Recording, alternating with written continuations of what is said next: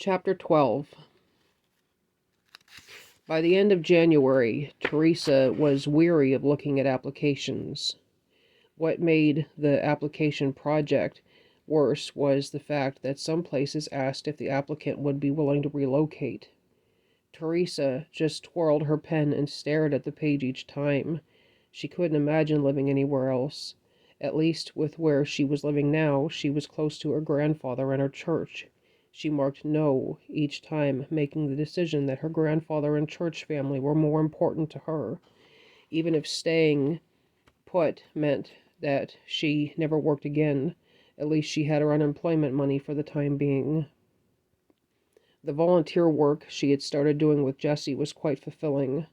Her chance to work at the church would officially start in early February. $20 a week for a cleaning job was not a bad deal. She was just glad that she was able to make some kind of contribution to the church. Randall's wife, Anita, was doing a lot better, and Teresa had finally gotten a chance to meet her. The two hit it off immediately, which made things easier because Jessie and Teresa were now an item. She had never expected to find anything but God within the church, but found herself hopelessly in love with the preacher's son. On Valentine's Day, the church celebrated 1 Corinthians 13:4-13. Love is patient, love is kind, it does not envy, it does not boast, it is not proud, it is not rude, it is not self-seeking, it is not easily angered, and it keeps no record of wrongs. Love does not delight in evil, but rejoices with the truth. It always protects, always trusts, always hopes, and always perseveres. Love never fails, but where there are prophecies, they will cease. Where there are tongues, they will be stilled. Where there is knowledge, it will pass away. But it'll pass away, for we know in part, and we prophesy in part, but when perfection comes, the imperfect disappears. When I was a child, I talked like a child, I thought like a child, I reasoned like a child. When I became a man, I put childish ways behind me. Now we see but a poor reflection as in a mirror, then we shall see face to face. Now I know in part, then I shall know fully, even as I am fully known. Jessie and Teresa understood this verse because they were still getting to know one another. Teresa, even though a Christian, still found herself set apart from Jessie. He had been raised strictly with the Bible and never swore or listened to any music but gospel. Jessie was also strict on saving himself for marriage, whereas Teresa was not ashamed to admit that waiting wasn't easy.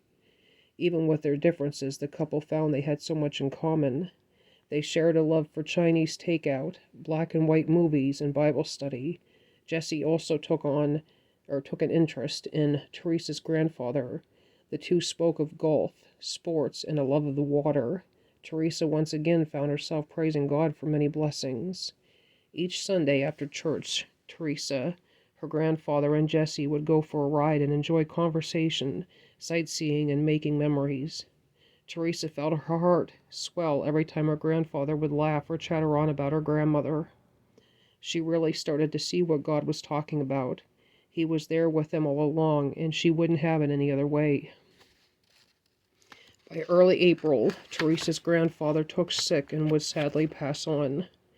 During a bad case of pneumonia, Teresa prayed over her grandfather daily, but he told her that he was ready to go home to Elaine. Teresa was heartbroken, but was glad to know that her grandfather would be in such good company.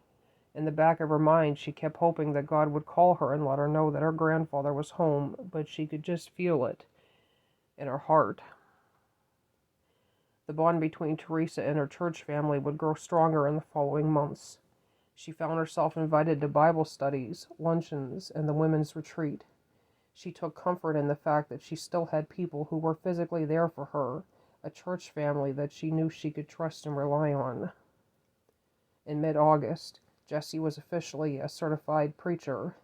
Not only did he have a celebration with the church and his family, but he also proposed to Teresa. The gesture was more than just a simple request to her. It was a sign that God was telling her it was okay for her to move on with her life. In the early spring of the following year, Teresa and Jesse were husband and wife. Mrs. Teresa Jones was no longer searching for the life that she at times thought she was missing out on. Although she had always been satisfied with what she had, she now felt a sense of completeness and wholeness that she had never felt before. The couple moved into a house closer to the church that was provided by Jesse's parents, and Tika and Larry were allowed to partake in the living arrangement change as well. And while there were ups and downs, the couple would build a wonderful life and home together for years and years to come.